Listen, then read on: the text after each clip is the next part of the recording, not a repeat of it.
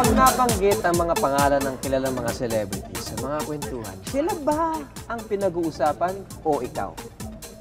Malamang yung ikaw. Dahil alam nyo ba na ang mga pangalan ng mga celebrities ay merong ibang kahulugan? Tulad na lang ng Cynthia Luster at Myla Gumila. Kapag narinig nyo mga pangalang yan, ganito po ang ibig sabihin niya. Wow! Kumusta ka daw? Eto, gumaganda po rin. Cynthia Luster. Si Myla Gumila. Okay. Masipag ba naman yan? Aba, oo. Super duper sipag. Walang-wala din sa dati kong Myla Gumila. Let's go. Siguro naman nakuha nyo na, di ba? Para hindi obvious at hindi natanungin kung sino siya, ang sinasabi, Cynthia Luster. Di ba? Cynthia, sino siya? At yun namang sa halip naman sabing Chimay, hindi na sinasabi yun. Ang sinasabi, Myla Gumila kasi si Myla Gumila. Nakuha nyo na. Okay.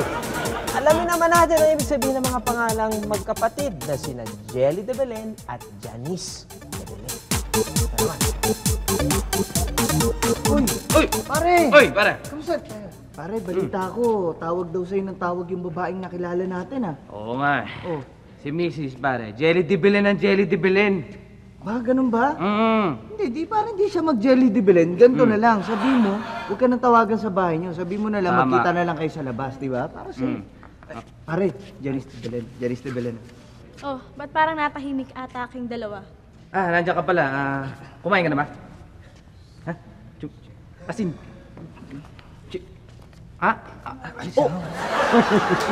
Oh, huli nyo ba yun? Oh, yung Jelly de Belen, ang ibig sabihin nun, yung nagsiselos, jelly, jealous, di ba? Jelly de Belen. Yun namang Janice de Belen, yung parang, oh, andyan na, Janice, Jan, Janice, andyan na, di ba? Okay, pakinggan naman natin ang ibig sabihin ng mga pangalang Tom Jones at Corina Sanchez. Tom Jones na ako. Libre ka man ng pagkain, oh. Okay ka lang, no? Sayang ang pera ko, no? Ikaw talaga. Corina Sanchez ka. Corina Sanchez. Ayan, nakuha niyo mga kaibigan. Yung Tom Jones, ang ibig po sabihin niyan nagugutom. Di ba? Yung gutom Jones. At yun namang Corina Sanchez, imbes na sabihin kuripot, yun ang sinasabi, napaka-Corina Sanchez. No? Alright. Pakinggan naman natin ang ibig sabihin ng mga pangalang Rita Magdalena, Mikey Cuangco, at Beth Tamayo. Ay, nako. Si Mikey Cuangco, sinusumpong na naman. Paano naman si Mikey iniwan ng asawa niya, sumama kay Beth Tamayo?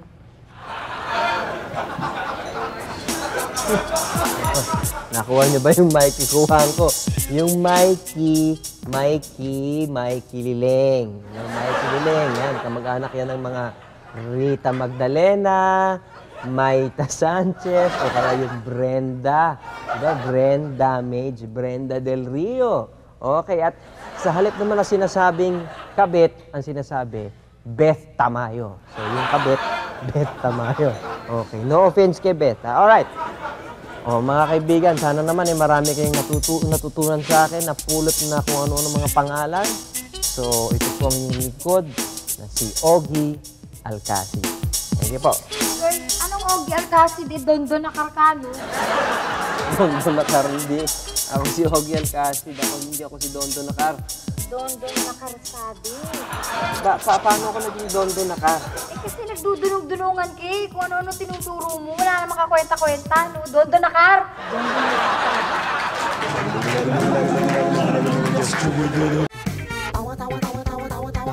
Anytime, anyone, anyhow. Halika manood at sumigaw. Anywhere in the world, everybody in the house.